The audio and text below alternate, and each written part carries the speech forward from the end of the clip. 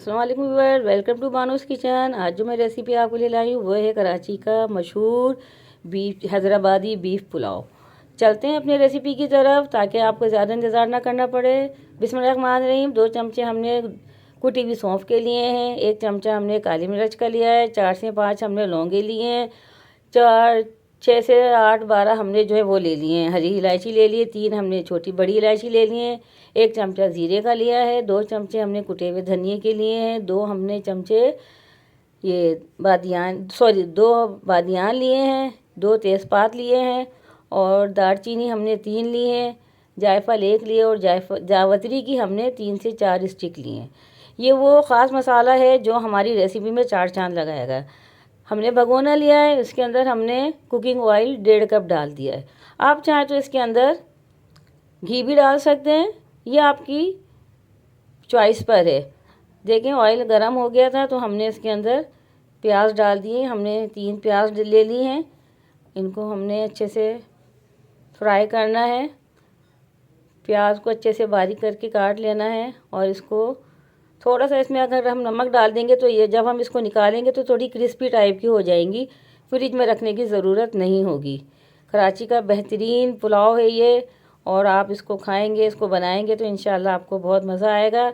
ये देखें प्याज हमारी माशाल्लाह फ्राई हो चुकी है। अब हम इसको छन्नी में निकाल लेंगे और इसका ऑयल जो है वो स्ट्रेन कर लेंगे। कुछ थोड़ी सी प्याज हम भगोने में ही रहने देंगे। जी ये देखिए हमने निकाल ली है, माशाल्लाह प्याज हमारी बहुत बेहतरीन कलर हुआ है, ज़्यादा डार्क नहीं हुई है। जिस ऑयल में हमने प्याज को गरम की भूना था उसी में हमने 4 टमाटर बड़े बड़े काट के इसके अंदर हमने डाल दिए हैं।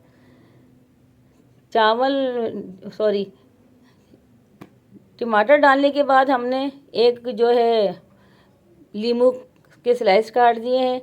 2 चमचे हमने हरी मिर्च थी, हमने उनको कूट लिया था, वो डाल दिया है। उसमें डालने के बाद फिर हमने इसके अंदर अदरक लहसुन ऐड करेंगे। अभी हमने 1 चमचा डाला है अदरक लहसुन का, अभी देखें और कितने डलते हैं। ये 2 चमचे हो गए।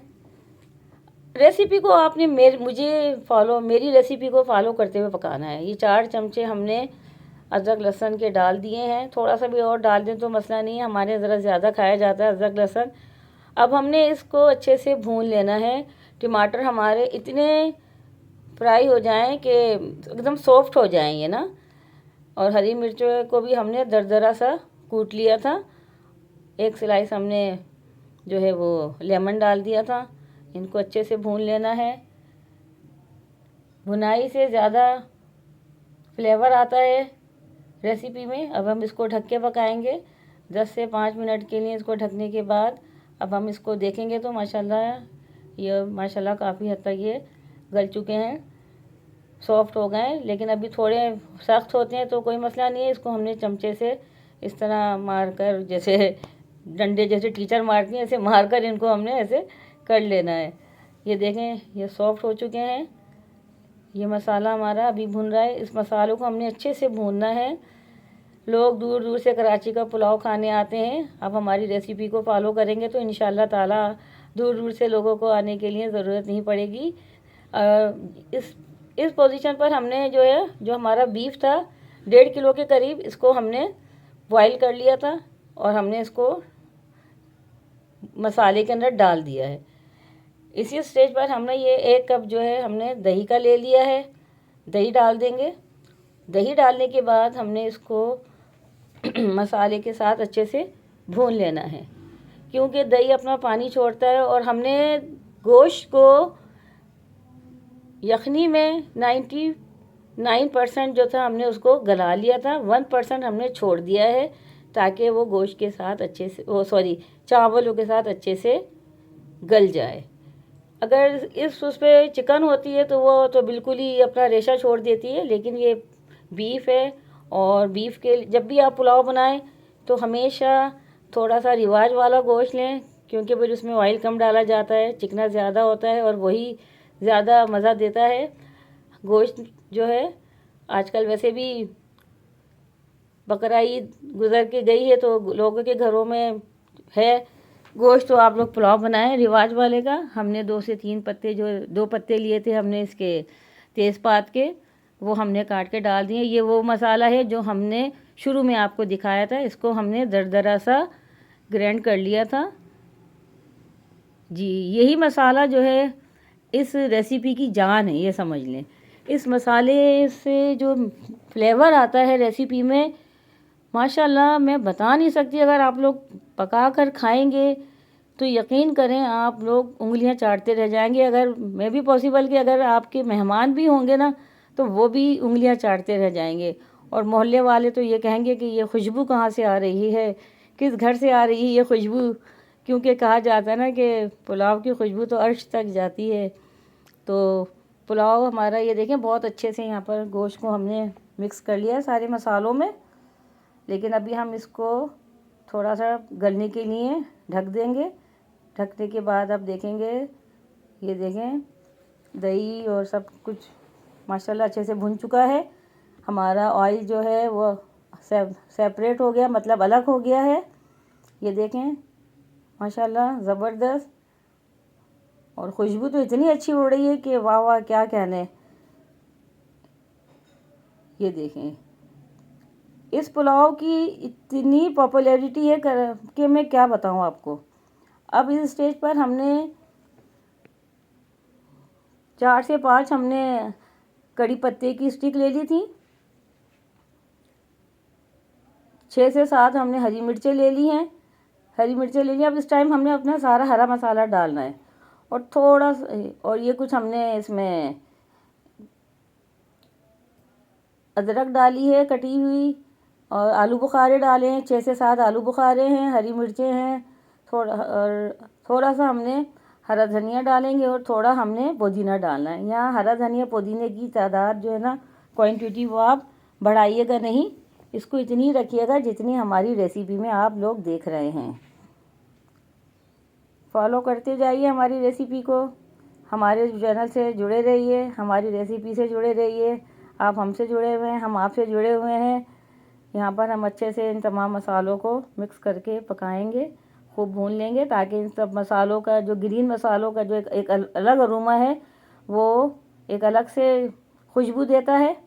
इसको खूब हमने अच्छे से मिक्स कर लेना है। देखते रहिए रेसिपी, हमसे जुड़े रहिए। हमारे चैनल को भी आप लोग सब्सक्राइब कर दीजिएगा जी। ये देखें बहुत अच्छे से हमने इसको भूनना है। मैं बहुत रिलैक्स होकर वीडियो बनाती हूँ, रेसिपी करती हूँ, तो थोड़ा बहुत टाइम हो जाता है। अदरवाइज़ आप लोगों के लिए हम बेहतर से बेहतर की कोशिश करते हैं। आप भी हमें फीडबैक देते रहा कीजिए कि हमारे अंदर जो खामी है, जो कमी है, वो आप हमें बताते रहें। जो थोड़ी प्याज हमने भुनी हुई थी, फ्राई की थी, वो हमने निकाल ली थी, वो भी हमने इसमें डाल दी है। और हमने अभी इनको खूब अच्छे से मिक्स करना है और भूनना है, ताकि मसाला ही तो भूनना है। फिर चावल डालने के बाद तो फिर हमारी रेसिपी तो फिर रेडी है माशाल्लाह से।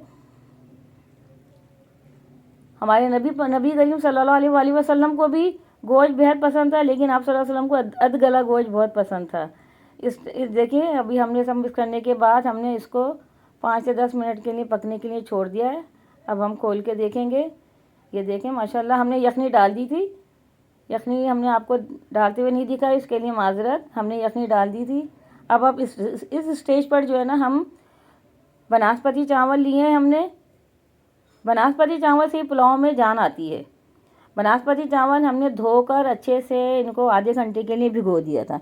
अगर आप किसी काम में लग जाएं, ज़्यादा देर के लिए ये भीग जाएं, 1 से 1.5 घंटा हो जाए, तो आप परेशान बिल्कुल ना हो, बल्कि आप जो हैं यखनी को कम कर लीजिए, ताकि आपके चावल जो हैं वो खिले खिले रहें। ये देखें, और चमचा हमने सिर्फ एक ही दफ़ा चलाना है अच्छे से मिक्स करने। इस स्टेज पर हमने चमचा एक ही दफ़ा अच्छे से चला लेना है। मेरी बहनें बहुत सारी ये शिकायत करती हैं कि चावल हमारे टूट जाते हैं, बढ़ते नहीं हैं, तो इसकी यही वजह होती है। ये छोटी छोटी बातें होती हैं जिसकी वजह से हमारी रेसिपी का जो है वो सत्यानाश हो जाता है। तो इस दफ़ा अभी तो हमने इसको बहुत अच्छे से हिला लेना है।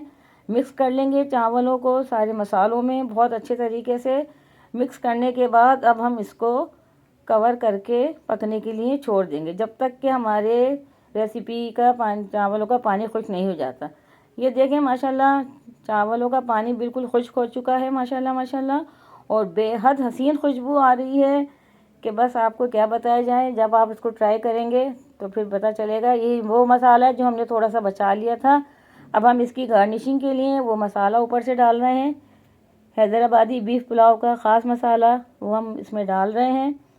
ये सब कुछ डालने के बाद ये हम गार्निशिंग के लिए कर रहे हैं, क्योंकि पानी तो ऑलमोस्ट खुश्क हो चुका है चावलों का।